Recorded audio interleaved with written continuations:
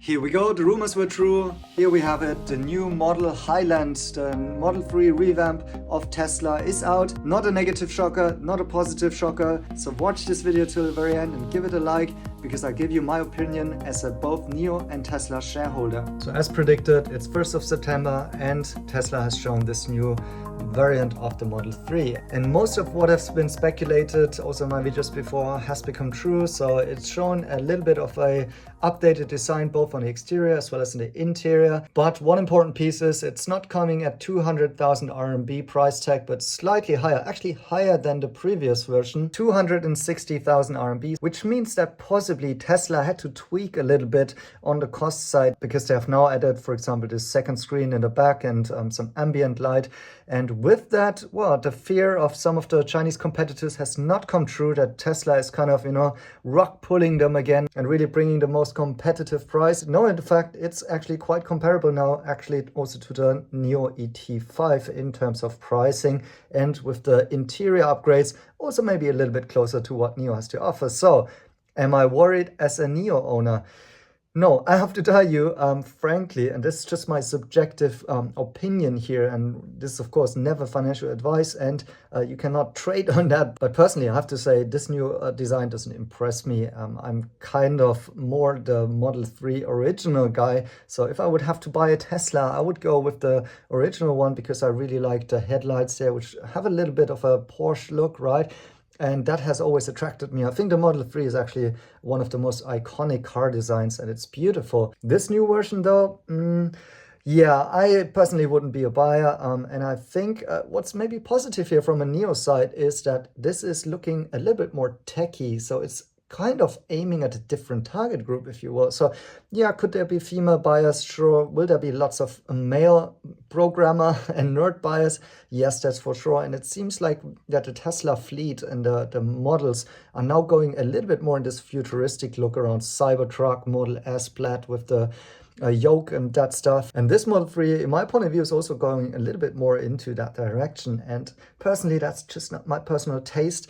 But as a Tesla shareholder, do I think that this will be selling well? Yes, most likely. Do I think that this is the upgrade that Tesla has needed? Not entirely sure there. I'm actually, just my feelings here and emotions as a first look, I wasn't stunned in a positive way, like, wow, this is something new, and this will kind of really mess up with competition in China with, I mentioned before, like how crazy the competition is in China, what great offerings you have on the designs, and how good the software and user experience is in generally with Chinese EVs. And so I don't think that this is setting new standards there. It seems rather to me as a more just one more progression and a nice update. And it's good that I'm bringing that global as well. So I also just got the email that it's available in Germany. So that sort of things are good from a Tesla shareholder perspective. And I also like that the price is a little bit higher, because that means that the margins hasn't been even deteriorated further. But actually, from a NIO perspective, I think the ET5 still has more to offer when it comes to design, when it comes to the quality, the material.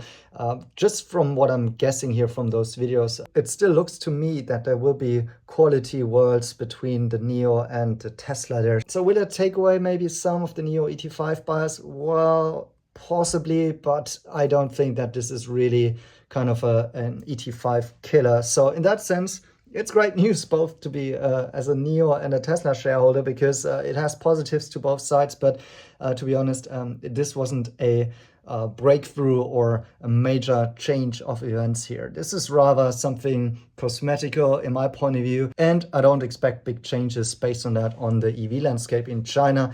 One more note about this is, interestingly, that it's just a sedan, right? It's just a Model 3. So they didn't update the Model Y at the same time. And that gives NIO also some kind of space with the ES6, which has come out. And maybe that's a little bit of a strategic mistake here by Tesla, that they also haven't had an update for the Model Y already ready for now, because that means freie Fahrt, free driving for NIO here when it comes to the ES6 for now, and no new competition on that side. Maybe that's why Tesla also had to cut down prices on the Model X and the Model S again. So all in all, still looks like we could be here on a way of that we get Tesla and NIO more differentiated and repositioned over time. NIO seems establishing well for the more affluent users, for those who want this just little something extra, who want to stand out from the crowd and value a little bit more of the better types of material. Many people are disappointed by the ET5 performance so far in terms of sales. However, I want to remind people that it took also quite a while for Tesla to ramp up successfully and to become really the car that saved Tesla in the end.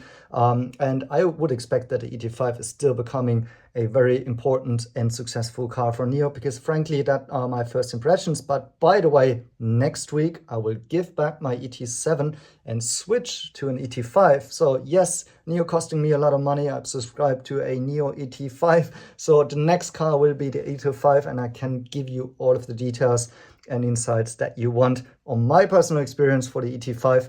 And so maybe you can compare it to what Tesla is now offering. Let me know in the comments whether or not you are shocked, and in which way, positive or negative. How do you think it will impact Tesla and NIO and the EV industry? Thanks for watching. See you in my next video.